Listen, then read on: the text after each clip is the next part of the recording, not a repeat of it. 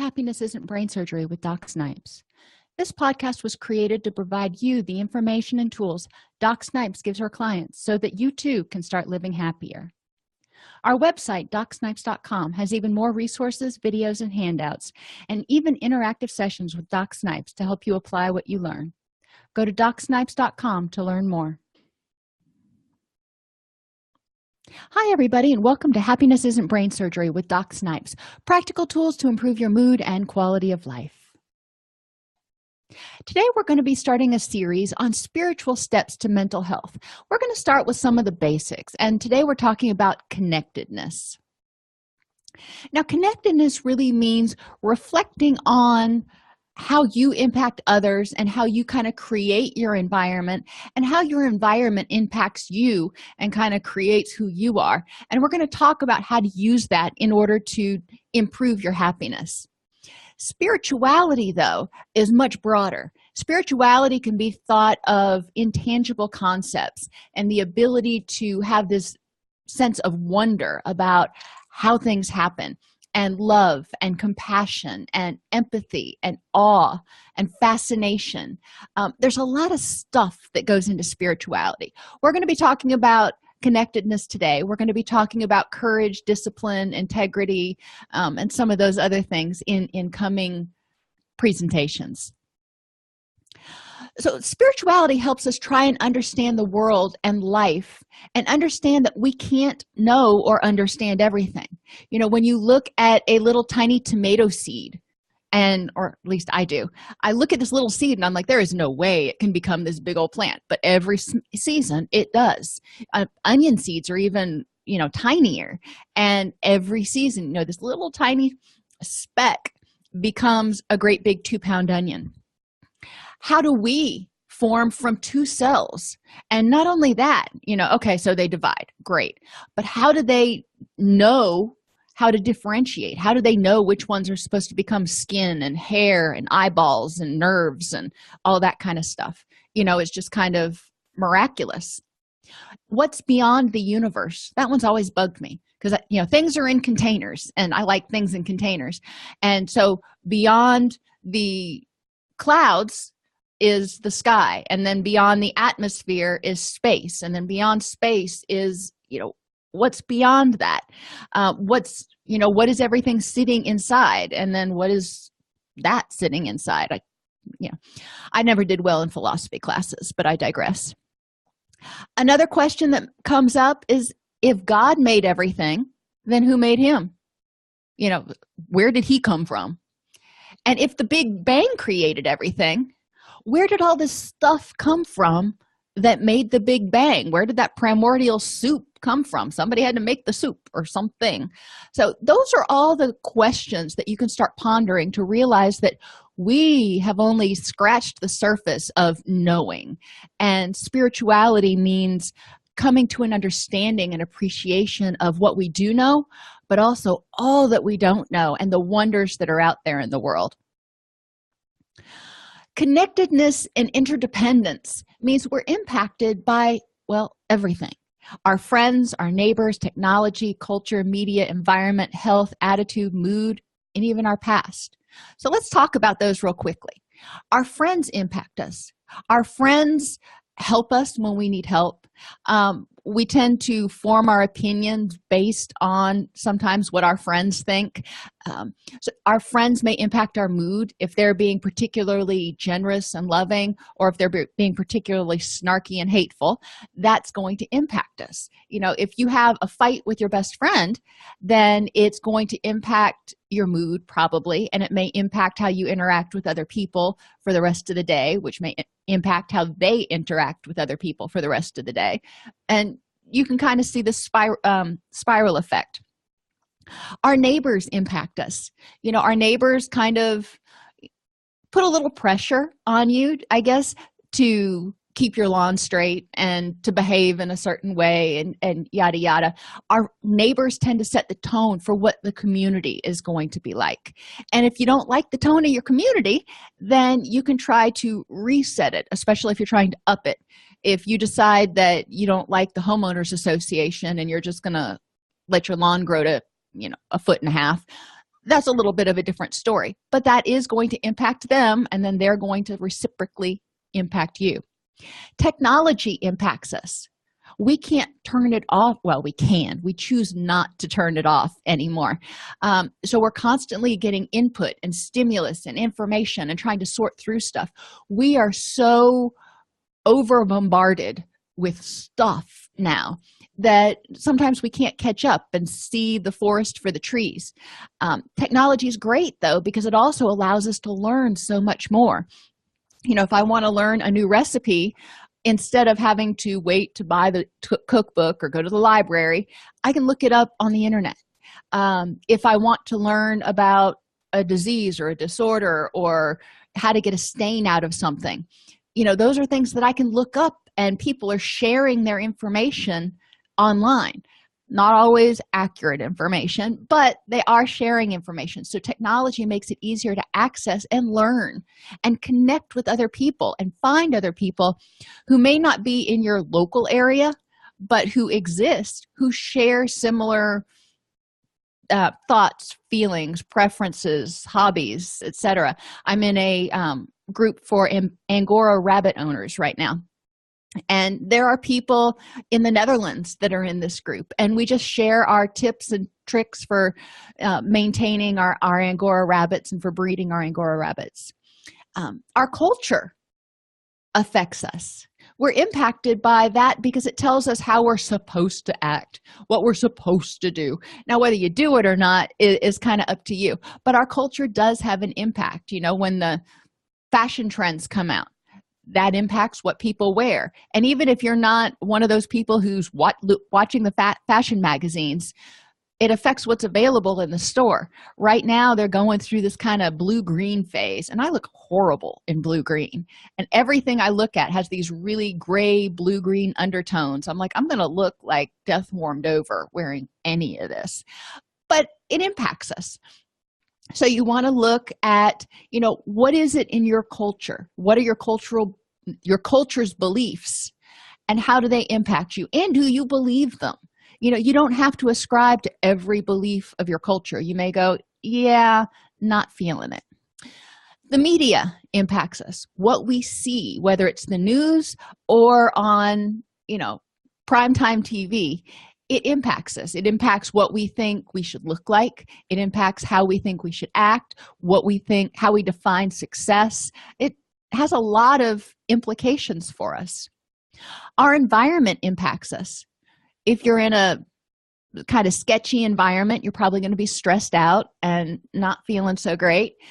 If you're in a safe, warm, loving environment, then you're probably going to feel nurtured and safe and more willing to take risks and interact with other people. Same thing with your health. When you feel crappy, you don't want to be around other people. You don't want to be interdependent. You want people to leave you alone, or maybe to bring you chicken soup. I don't know. But if you're in pain, or if you're sick, or if you're depressed, it's going to impact how you interact with other people, which will influence how they interact with you. If you're really depressed all the time and just a negative Nelly, that's going to show through in your interactions, and then people may back off a little bit because they just don't want to be around the negativity. Whereas if you are more positive, they may interact with you more. And likewise, if you're generally positive and then all of a sudden you're negative, then people are going to take notice and go, hey, what's going on? Because you had an impact on them.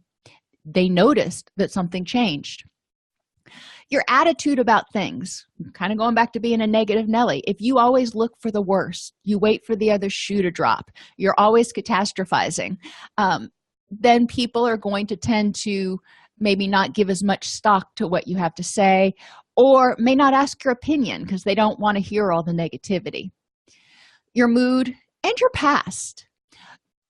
Your past has shaped who you are. You've learned who's trustworthy, who's not trustworthy, what's safe to do, what's not safe to do, what's fun, what's not so fun, by your past experiences. So now, that's going to impact what you choose to do. For example, artichokes. I had artichokes when I was, in middle school at some age, and it was really disgusting. I haven't tried an artichoke since. It impacted me. and it affects what I choose to eat. I'll eat asparagus, and I just haven't ventured back into artichokes because it hasn't had an appeal to me. Your past is going to affect what appeals to you. It's going probably to affect your career choices, because what you think is fun, what you think is rewarding, what you've been good at is probably where you're going to go. So you want to pay attention to all these things when you're trying to create an environment around you that brings out the best in you. And that's what we're talking about with connection and interdependence. You impact your environment, and your environment impacts you. So if you are having a positive impact on the environment, it'll probably have a positive impact on you.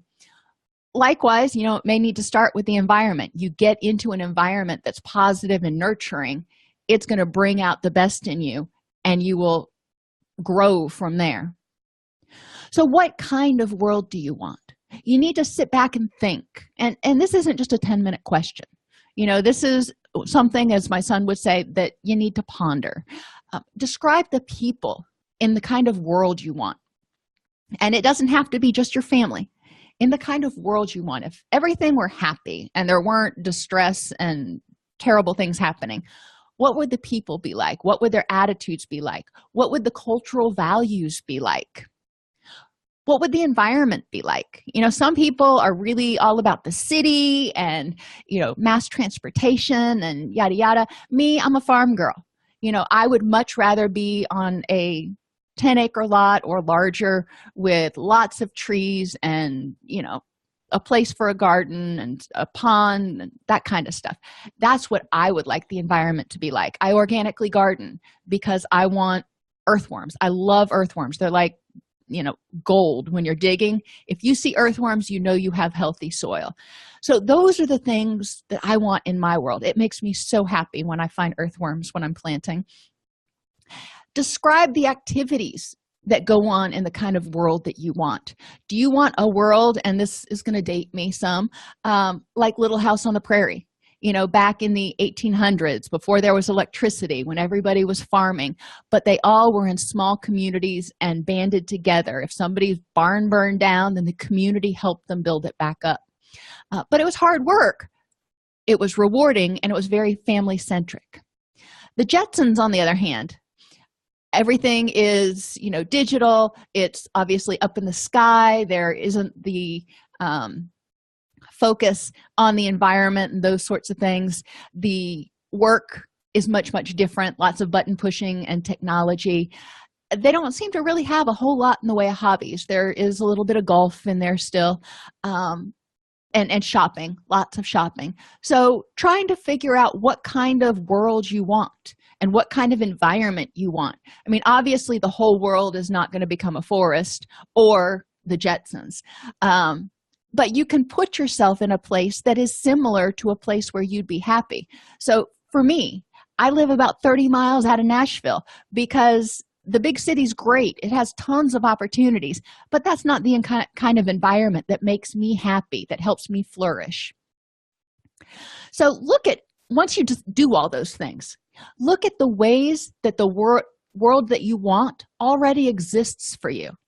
So going to the people, all of the people in the world are not going to fit your ideal, but who in your life right now does fit the ideal? Who are those people that reflect the values and help you feel like you're in the kind of world that you want to be in? For me, my animal rescue peeps are the peeps that I hang around with, and they make me feel like it's a good world because we're taking care of the innocent and the forgotten. Describe the cultural values. Looking around at where you spend your time, your houses of worship, your recreational activities, your friends, the values that all of those people and places, kind of put on you or put out there. If you agree with them, great. What kind of values do you want, and how are you seeing that in your community? If you think that we should be helping one another, then how do you see that in your community? How does it already exist? You don't have to reinvent the wheel, but looking around, you'll be surprised at the resources that are out there that you can volunteer or you can help with in order to feel more connected, in order to feel more fulfilled, like you're helping. What's the environment like? If you want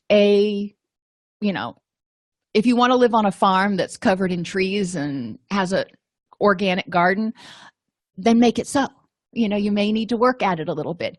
If you want to live in the city, you may need to look at, can you get to the city? Or what ways does it already exist for you? So I live in the country. If I wanted to live in the city, but obviously it's not practical to sell my house, how can I spend more time in the city? So I'm in an environment that gives me energy and makes me feel nurtured. And what kinds of activities do you already do that you think are worthwhile and important? The ripple effect is kind of where we're going from here. Because like I said, you can't change the world, but you can change yourself. You can change your family. Well, you can influence your family. You can influence your neighborhood. You can influence your community. And your community will influence other communities. So it's a slow process. Think about when you throw a rock into the water. The rock goes into the water and you see the ripples come out. That's what we're talking about with you, your family, your neighborhood, your community. But also, as that rock goes down, what happens? It disrupts the water underneath. It hits the ground, and then it disrupts the soil, the sand or the silt at the bottom. So there are a lot of unseen effects, not just the seen effects, but unseen effects. So everything you do has seen effects and unseen effects. So you want to think about the consequences. Like I read a story one time about somebody who was feeling really depressed, and he was kind of on the verge of being borderline suicidal, and he was walking through the downtown, and somebody smiled at him and said good morning.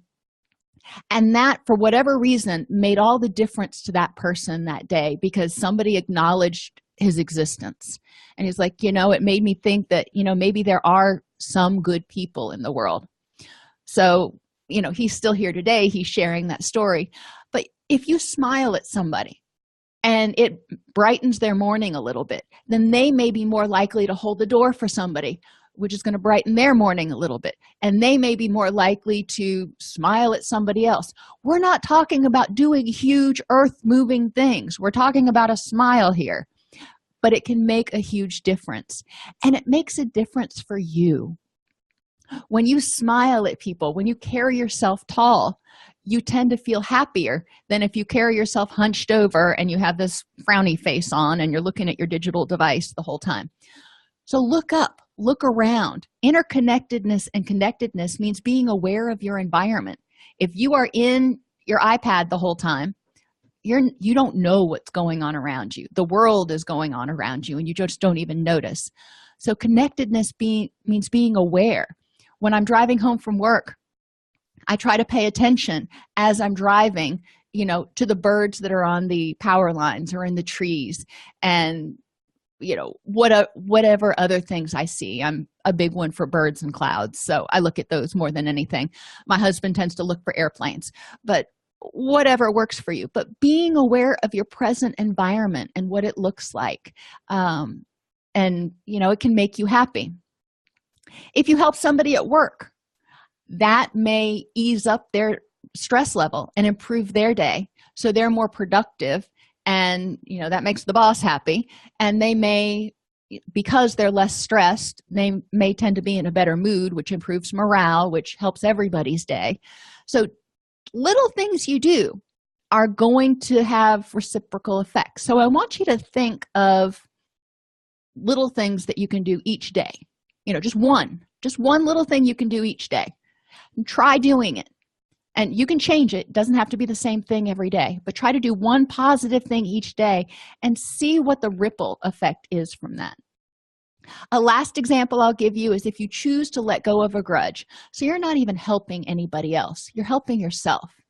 When we hold on to grudges, it tends to make us irritable, resentful, angry, suspicious, less trusting, all those things that inhibit relationships and inhibit us from wanting to get into relationships. And it drains our energy. At a certain point, if you let go of this grudge for yourself, because you decide, you know what, this is not worth my energy, you free up so much energy to exercise, to smile, to do things with your family that you enjoy, because you're not constantly being drained by that negativity. So there are a lot of things that you can do. Start small, one small thing each day. And when you do that small thing, at the end of the day, reflect on, I did that. How might that have had a ripple effect? You're not going to smile at somebody, then follow them around for the rest of the day to see what happens. That's stalking. But you may smile at somebody and go, this is what happened. Or if somebody smiles at you, you can track how it affects you and what you do henceforth for the rest of the day, if it changes your mood or encourages you to be nicer. All right, so a negative example on the ripple effect. If you read less than objective news, and we know this is a big thing that's out there right now, and this is an example I'm using. It's not true. Nobody panic. I just wanted to make a point here. If, for example, you opened your tablet and read that the president decided to cut funding for Medicaid in half, and millions of people are going to lose their health insurance, you might start panicking. Now, what the article didn't say was that the president was also creating an alternative voucher program to better meet the needs of recipients, so they wouldn't have to find a doctor who just accepted Medicaid. They could take this voucher to any doctor. But newspapers and media outlets are designed around getting you to read their stories. So they want to shock you. They want to make you go, oh, I need to read that. I need to share that. So they may give you slightly slanted or really slanted information. And it goes both ways. I'm not saying it doesn't. It goes both ways. But you want to ask yourself whenever you read something, what could be not being said? So what do you do about it? Well, in this example, you read it, you get freaked out, you spread it, you start sharing it on Facebook and Twitter and freaking out about it. Other people read it, do the same thing. They're just like, oh my gosh, I can't believe this is happening. They spread the news. People start to form opinions and attitudes based on that less than objective news. So they're going, oh, this is going to be the worst thing in the world. I'm going to be without health insurance. The sky is going to fall. I'm not going to be able to, my kids aren't going to be able to get health care, yada, yada, yada. They start to get panicky, which starts to impact relationships, work productivity, health, and mental health, because they start freaking out. And then there are probably other people who they're friends with that disagree, so that causes tension. But when they get stressed, they don't have time to devote healthy energy to healthy relationships. They're focused on this crisis right now. Their work productivity goes down because they're stressed out. They're focused on this crisis. They're worried about it. They may be sharing information and just talking about it constantly at work instead of doing their work, which can impact their mental health because their anxiety's up, their stress levels up, their cortisol's up, their sleep down. They're not getting quality sleep now because they're stressed out, which is going to start impacting their mood, their libido, and their immunity. So, just something as simple as, to coin a term or to use a term, fake news, can really get people all in a tizzy. And instead of positively rippling, it's a negative ripple, and it starts tearing things apart. We don't want to tear things apart in spirituality. We want to bring them together. Another example is the current flu outbreak. And if you remember back, a few years ago when there was the threat of Ebola coming to the States, people can get freaked out. I've been reading the stories, and I see these repeated stories of healthy people, no pre-existing conditions, dying from the flu. And I'm like, oh my gosh, I don't want my kids to go out anywhere. But then you start reading it and you realize that hundreds of thousands of people have gotten sick with the flu. And, these 10 examples of healthy people that died are extraordinarily tragic and unfortunate, but it is, less than 0.1%. So it's not wiping out legions of healthy people. These, 10 people or so happen to be particularly unlucky. But we read those repeated stories and it spreads fear, and people start staying home, which can hurt businesses that rely on them, like restaurants and shops and even grocery stores. You don't want to be out in public anywhere, so you may start ordering stuff in from Amazon or whatever. People start getting panicked the minute they start to feel sick. So, I've got a scratchy throat. I'm getting the flu. I'm going to die. So they start calling in sick to work and going to the hospital, where they're exposed to people who actually do have the flu, and kind of may create a self-fulfilling prophecy. Schools and businesses, at least this year, the school system has shut down a couple of times because of illness. Too many teachers and students have been out to hold school, and they shut it down for an entire week. It has an impact. When schools shut down, that means the parents of those children have to call in sick or find some kind of childcare arrangements. You see how it all, it can start to impact the economy, the culture, the world at large. And hourly employees may lose wages if their business shuts down because it's just not profitable to be open. Interventions. So how do we deal with this stuff so we can have a positive ripple instead of a negative ripple? Always try to see the other side. Ask yourself, what other information is there that this source left out? I read an article this morning where it said people who eat processed food have like a 10% higher risk of getting cancer. And I'm like, okay, let me read the story. But finally, at the end, they said, well, remember, this is just, a correlation, which means we see people who eat processed foods have a higher rate of cancer. We don't know that the processed foods caused it, because the same people who eat a lot of processed foods also tend to have high stress, smoke more, tend to be overweight, not exercise, and drink more, and take hormone replacement therapy. That was the other thing. And I'm like, okay, those are a lot of factors that could impact cancer risk, aside from just whether you eat white flour or not. So you want to get the whole story and look for those, what I call confounding variables, other things that weren't measured or talked about that could also be causing the problem. Can I find the original document to see it for myself? If it's a scientific study, find the journal article. If it's a bill from Congress, find the original bill. It's public record. We generally don't like change, but step back and ask yourself, realistically, could this work? If we decided to implement a sweeping gun control policy, realistically, could this work to reduce gun violence? And think about it, because some people are like, oh, we can't control guns, and other people are like, oh, we must control guns. But what's realistically going to work to stop the violence? Because it's the people, not the guns. You have probably already read either the best possible scenario or the worst. It either got you fired up for the positive or you're freaked out to death. So what's the middle ground? What's more likely to occur? It's more likely that, this is going to happen. It's more likely, like with the flu, it's more likely that, yes, I stand a high chance of catching it if I keep going out in public, but it's not very likely that I'm going to die from it. What can you do to constructively address the situation? If it's gun violence, think about that. If it is a bill in Congress, writing your congressperson. Other than that, there's not a lot you can do except for elect somebody different the next time. But you can take proactive steps. If you're trying to protect yourself and your family from the flu, get the flu shot and stay out of public areas.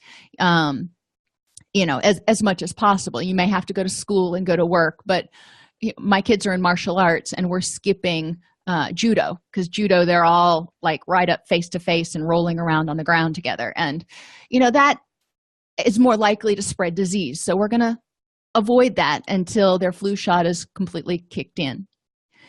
And finally, even when you do read this news, before you share it or come to this revelation, whatever it is, before you share it with other people, because it can freak other people out and make other people angry or whatever.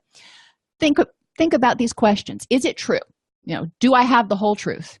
If so, okay. Is it necessary to share this information?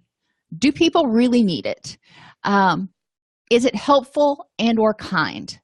If it is true but it is not kind, some things are true but they're just really nasty things, but they're not necessary to be said. Saying them out loud doesn't help anything, and it just hurts people. So is it true, necessary, helpful, and kind? The Bible says, "Let anyone who is thirsty come to me and drink. Whoever believes in me, as scripture has said, rivers of living water will flow from within them." Rivers carry fresh, life-giving water because it flows out. Rivers are constantly moving, and they're moving towards larger bodies of water, so they kind of grow. Swamps are stagnant and life-devouring. When water goes into a swamp, it kind of stays there, and then it kind of can become putrefied and nasty. If you've ever been in a swampy area, it's growing stuff, and it sometimes smells kind of bad, and it has a lot of tannins in it. So it just kind of sucks things into it, and it's not life-giving.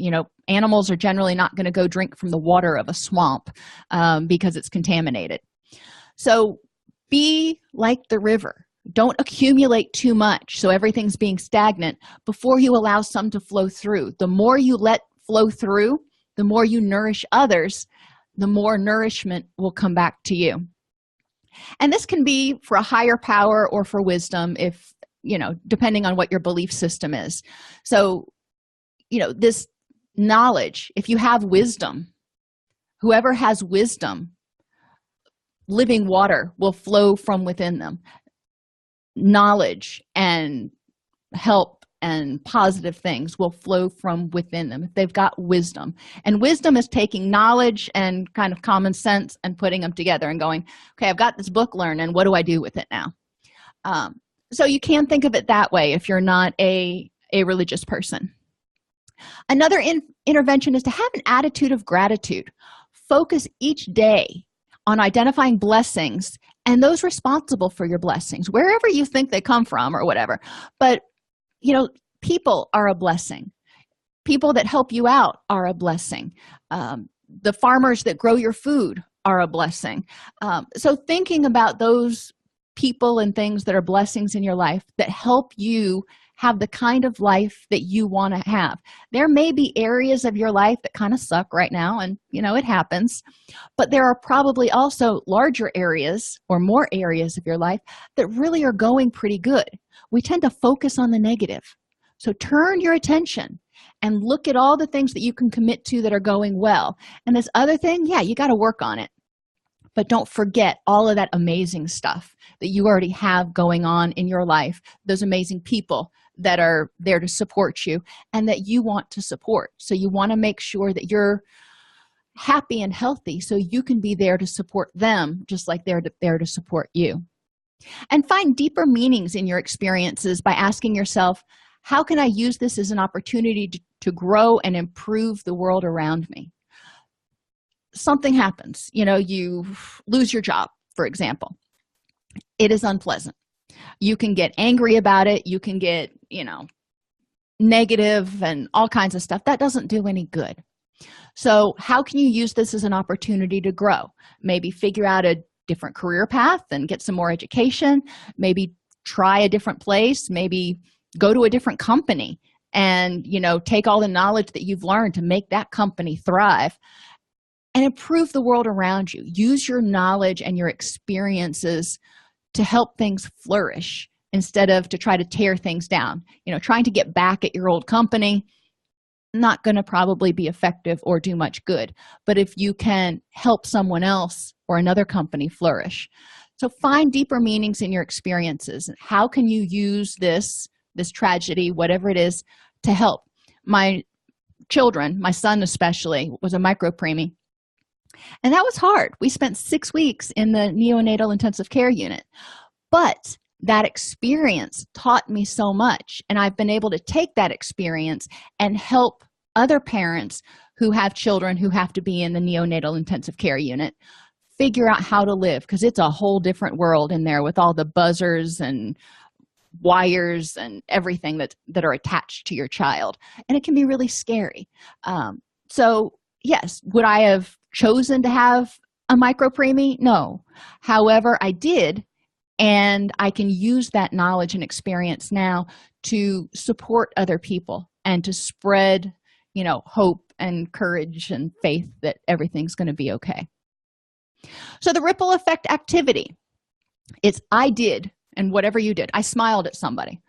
It impacted me emotionally by making me feel happier, mentally by knowing I did something to improve somebody's day, so physically, when you're happier, you tend to have less pain and feel better physically.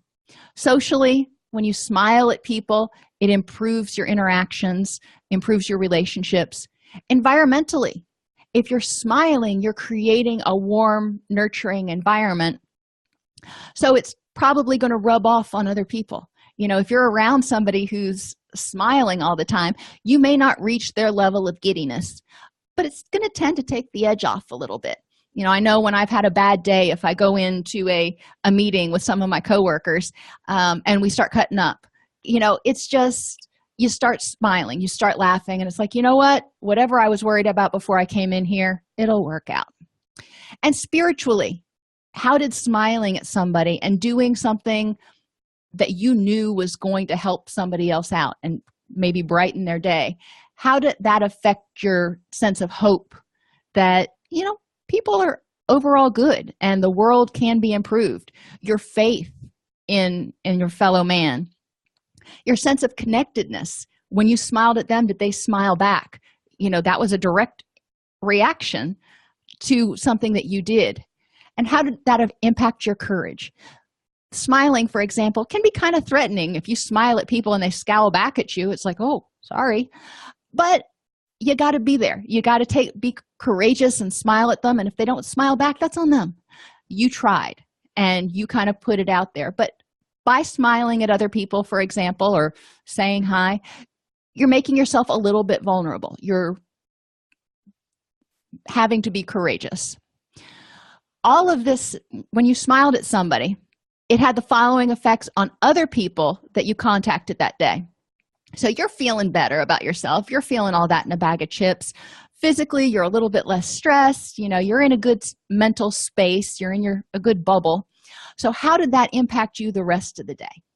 You can think about it in the negative of, if you're having a bad day and you woke up late, how does it impact you? And then how does it impact how you influence your environment, the people around you, and your work the whole rest of the day? It's usually ugly. But let's do happy. If you get up and you are just roll out of bed and you are Susie Sunshine, how does it ripple through the day? And the people that you contact, how do you think it impacts them if you are in a good mood and positive and helpful and all that kind of stuff? So meditation, at the end of the day, think about what was your impact on the world today? How did you impact other people? How did you impact the environment? And how did you impact knowledge? Did you share or impart knowledge to somebody? How did the world impact you today?